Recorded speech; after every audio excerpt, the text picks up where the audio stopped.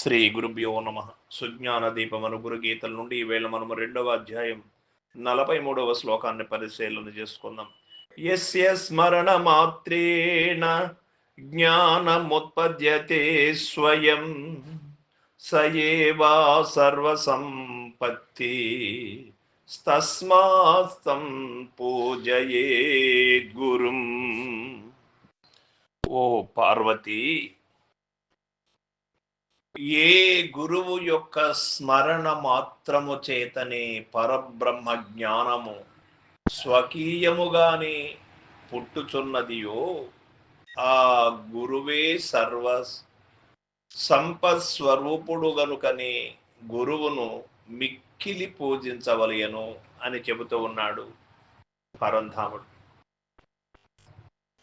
ఆ యొక్క పరమశివుని యొక్క వాక్కు సత్యవాక్కులు కదా. ఏవత్ ప్రపంచమునకు ఈ వాక్కులు శిరోధార్యము కావలసినది, ఇందులో అనుమానము లేదు. గురువు యొక్క స్మరణ మాత్రము చేతనే పరబ్రహ్మ జ్ఞానము లభ్యమవుతుంది. అంతేకాని ఇక ఇతరమైనటువంటి ఏ నామస్మరణ చేతనైనా కాని, ఏ మార్గము చేతనైనా కాని, ఏ విద్యల చేతనైనా కాని ఆ తెలియబడేది సంపూర్ణంగా తెలియబడేటువంటిది కాదు. ఏమి తెలుసుకుంటే ఇంకేమీ తెలుసుకోవలసినటువంటి అవసరము లేదో అదే నిజమైనటువంటి పరబ్రహ్మ జ్ఞానము, అదే పరబ్రహ్మ విద్య. అంతేకాని మిగతా తక్కిన విద్యలన్నీ ఏమీ లేదా అంటే ఉన్నది. ఏమున్నది? మాయా శబలిత బ్రహ్మముతో మమేకమైనటువంటి వ్యవహారములన్నీ జరుగుతూ ఉంటాయి. ఈ ప్రపంచములో ఉన్న విద్యలన్నీ కూడా పొట్టకూటి కోసము విద్యలే కానీ పరబ్రహ్మ విద్యకు సంబంధపడినటువంటిది కాదు.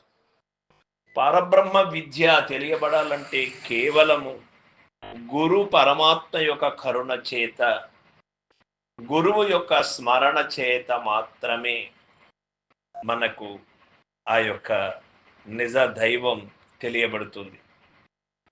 ఆ యొక్క శక్తి స్వకీయముగా తన యందు ఉద్భవిస్తుంది. తనలోనే గురుశక్తి నిండుగా తనలో ఉన్నటువంటి నిద్రాణువులో ఉన్నటువంటి ఆ జ్ఞాన చైతన్యాన్ని మేల్కొల్పి, ఆ జ్ఞాన చైతన్యం ఏమి తెలియబడుతుందో, ఏ సత్యమైతే గురువాక్యము చేత తెలియబడుతుందో దాన్ని కనుగొనగలుగుతుంది. గురువు చెప్పే వాక్యాన్ని గుర్తించగలుగుతుంది. గురు పదములను బట్టి, గురు పాదములను విడువక ఉన్నటువంటి వారు ఈ సత్యాన్ని తెలుసుకోగలుగుతారు. గురువే సర్వ సంపత్ స్వరూపుడు.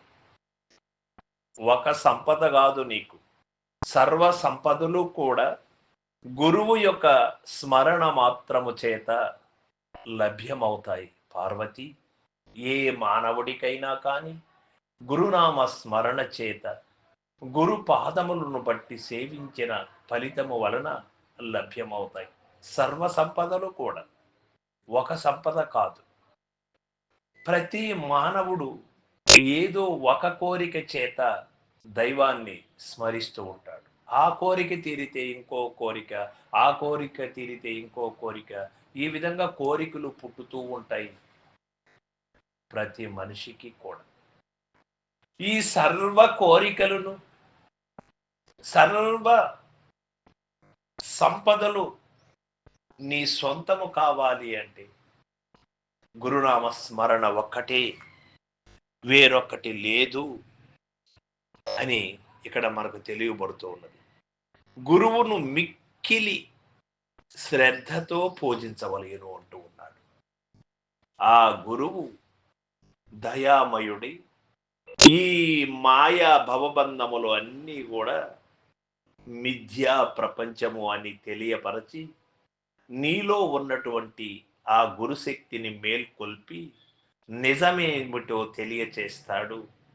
నిజము తెలియబడినప్పుడు సర్వ ఆశలు కూడా సమూలముగా ఏమి లేనివి అని సమతుల్యత, స్వస్థత కలుగుతుంది ఏ మనిషికైనా కూడా. సర్వం సద్గురు పాదార్పణమస్తు. జై గురుదేవ.